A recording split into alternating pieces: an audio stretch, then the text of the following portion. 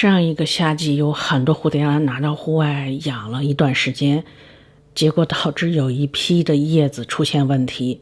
最近这些天呢，温度有点回升，算是比较合适了，集中把那些叶子处理一下。一边演示怎么处理，一边说一下注意事项。这棵有一片叶子特别吓人，这是一棵散蠢的。一般温度特别高或者特别低的时候最容易出现问题。前段时间温度过于低，病情就快速恶化了。这么大的患病范围，最好是把这片叶子剪掉。前段时间没剪是因为温度低，我是想低温再给它一个伤口，对它伤害也挺大的。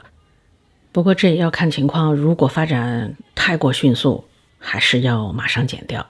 剪子在使用之前和使用之后一定要消毒。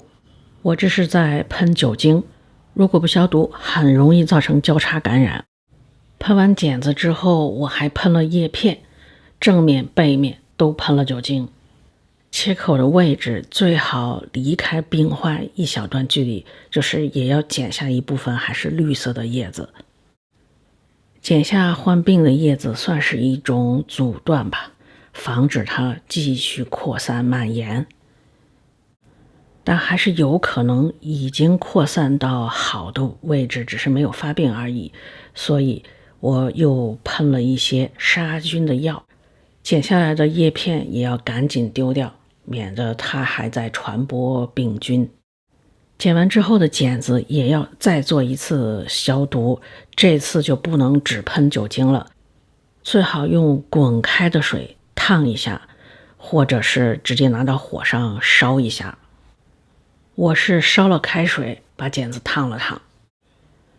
平时剪看上去没有病的兰花，我就是在剪之前和剪之后喷喷酒精，因为这棵明确知道它是有病的，所以需要更严格的消毒。当然，如果平时不论植株看上去是有病还是没病，都严格的执行消毒，每次都烫一下的话是会更好的。毕竟有那种带病但是不发病。处理好剪子之后，我们再来剪这棵。这棵也是有一片叶子上有点问题，也把患病的位置直接剪掉。其他的叶子还有根都还不错。剪之前叶面上也喷了酒精，剪完之后的伤口喷了杀菌剂。空气当中充满了各种各样的病菌，在适当的时候是会感染植株的。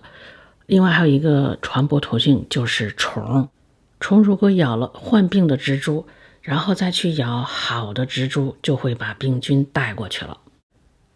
所以前面说上一个夏天养在户外，有好几棵的叶子都出了问题，虫应该是起了非常大的作用，在传播这些疾病上面。由此也想到一个问题，如果买打折花的时候，最好不要买生病的。如果买一棵带病的回家，很有可能传染家里健康的。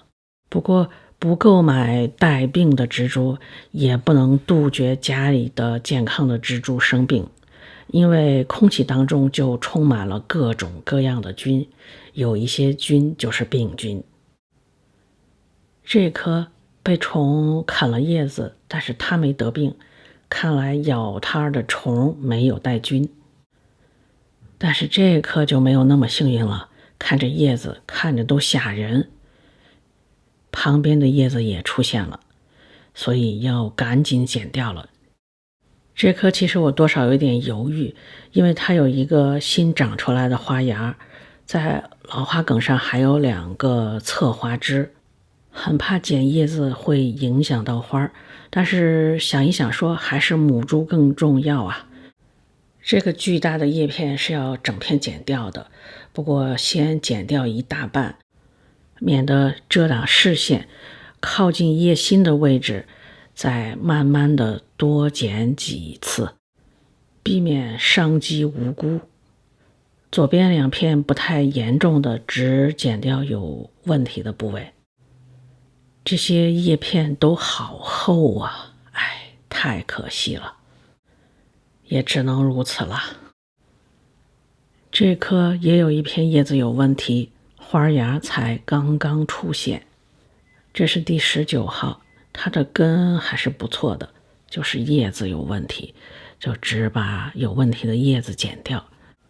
这片叶子还留了一部分。这棵是在高芽上有问题，前几天看过这棵，刚给它浇过水。今天也把高芽这片有问题的叶子剪掉一部分，之前已经剪过叶片，看这片似乎还有点用。